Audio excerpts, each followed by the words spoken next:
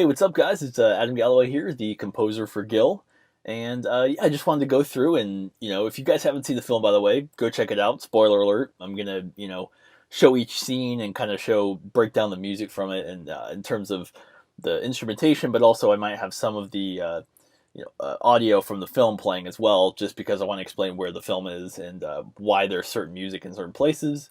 So, without further ado, here we go. Alright, so we got these sounds. I got water reflects light. So this is alchemy sound. Alchemy is a lot of what I use because it's really, really easy on the hardware, like, the hard drive and like the CPU and stuff. But you get plenty of amazing sounds. Like these drone kind of soundscape sounds are perfect in here. So yeah, I mean, it started like right here. And I kind of just moved it over here, kind of tweak some stuff. That's kind of what I do with all these alchemy synths. And then we also have this one. Here comes the machines, based on the popular Pink Floyd song. Let's see. Yeah, so this one is another one where it started kind of like over here, and I kind of move it over and tweak it. So yeah, so this, you kind of get the idea with this part in terms of what these sounds are like. And also this one sound here, sheets of metal. This is kind of supposed to, as the film progresses, you kind of hear this sound a lot during teleportation scenes. So scenes where she's, teleporting, you kind of, if you've seen the movie Arrival, you know how there's that sound that you hear when you see the big ship? It's kind of like that. It's like, it's not really a theme or anything. It's just kind of like a sound to kind of specify that there's teleportation happening at some point with someone. Because honestly, in that moment, you don't know. It's just sand. So there's. Let me go ahead and go back a little bit. So this is kind of where you hear that part. Before she teleports, you hear that sound. So that's kind of supposed to, signify that a little bit. Alright, so you're about to hear that sheet metal sound again when she teleports here. And then here's a new sound that comes in. And it's right here, the vocal cluster MOS, which I'll explain the MOS in a second.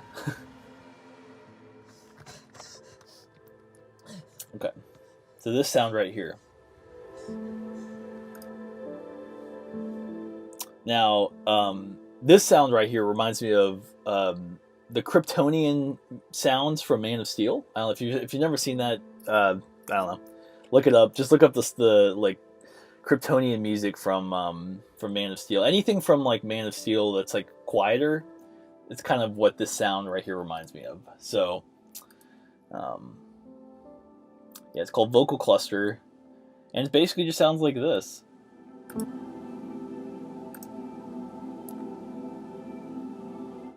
Like, you know what I mean? Very very simple, but also a little bit like out of tune and a little otherworldly, I guess you could say. And then there's also this new part, Radiant Cosmos. Let's go over this. Reckless. Oh, yeah, no, I'm long gone. Told you not to touch anything. I had it handled. But yeah, it was either fry or do something about it. And it's really quiet. That's one thing about this Radiant Cosmos. This is the only thing I'm playing right now. Listen to this. Need I remind you? It's like literally the sound of mist. If you had to, like, it's so quiet, So, anyways, that's pretty much that first little section there. Stylistically, it hasn't really changed very much. It's pretty much been atmospheric synths. In this scene right here, that's why you hear the music kind of lowering in pitch. It's because she falls here. Right here, she falls.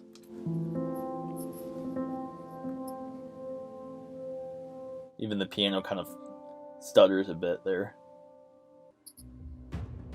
Alright, so this is the first teleportation scene that we see in action.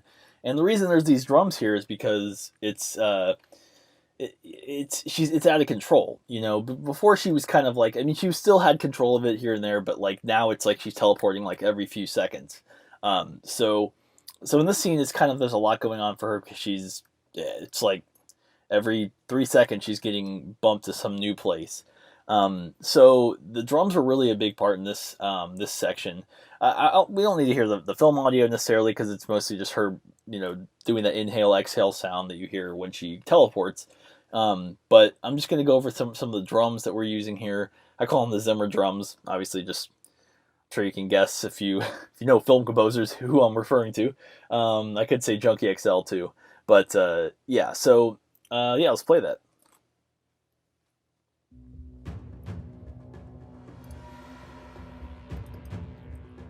And I use the Action Strikes drums from Contact. So use a 3/4 rhythm here, and it's kind of just it's kind of one of those you just hold the keyboard and it plays it, but then you can kind of add in some new variations with new keys. So that's a little mix here. So yeah, basically this is another section. She just finished the teleporting.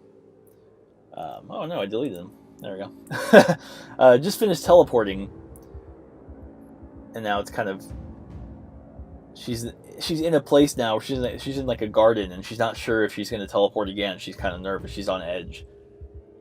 That's why it's a little kind of builds back up, Me do this. I am ordering you to stop. Yeah. So let's play that part again with audio. You can't always be here. Let me do this. I am ordering you to stop. We're out of time. This is where I introduce fade away. Okay, so this sound, eerie dissonance. This kind of reminds me of the guy she's talking to. It's this just kind of like, it's just an uncomfortable feeling, uncomfortable sound coming from this.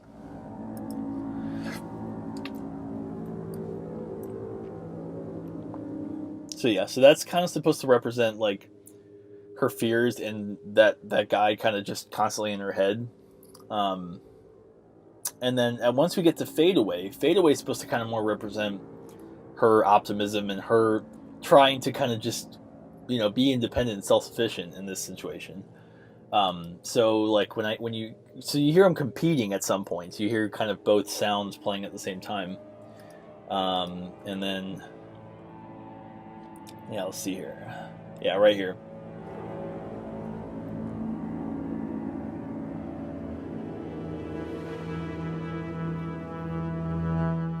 So this is like Gill's sound, so to speak, I guess, which you don't hear till later. It's kind of her evolved sound. It's her as she's kind of evolving through this whole experience. And the eerie dissonance is kind of like constantly in her ear, It's like it's the sound that's just kind of constantly bothering her the whole film.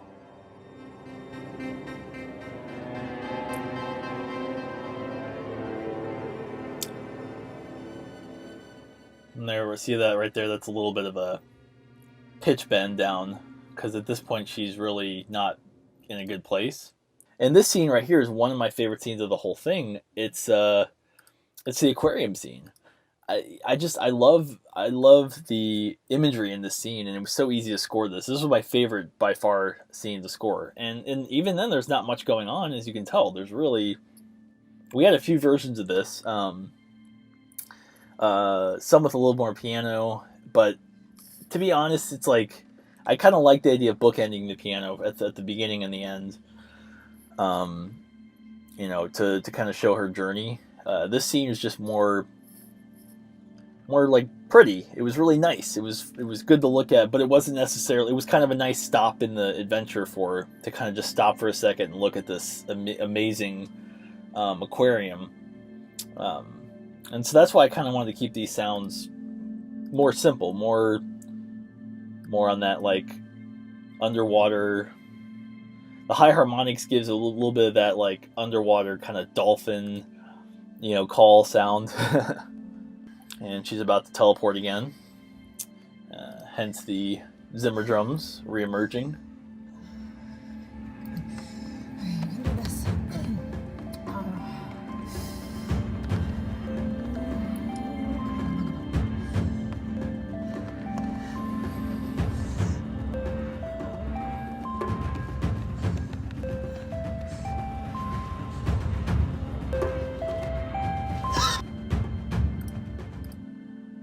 All right, and then basically now we're on the ocean. We're on the beach, and but the thing is, it's kind of crazy because you think she's actually possibly back where she was at the beginning. Because at the beginning of the movie, it's kind of the same wet sand look. So when you see her come back on this, like teleport back, you're like, oh, great, she's back where she was at the beginning. But then you realize, oh no, she's not in the desert. She's actually by the ocean. Um, and it's like at this point, her machine, her teleportation machine's breaking down, so she can't use it anymore. So she's basically stuck, but she's stuck in a place where she wants to be. She's basically finally free from this guy. This voice in her head. So and the suit's not holding her back anymore. It's not keeping her caved in. I like the idea too of kind of opening it up as this part progresses. So like right now it's kind of more.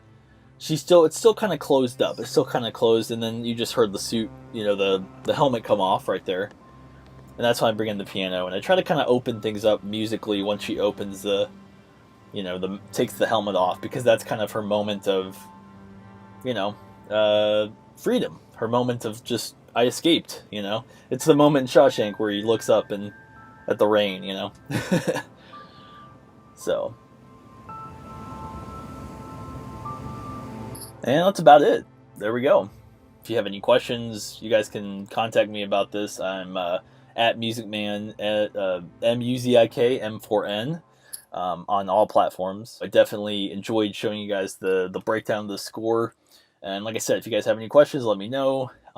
Definitely go support Gill, go support Kieran, all that good stuff. So thanks, guys. Appreciate you watching this. Have a good one.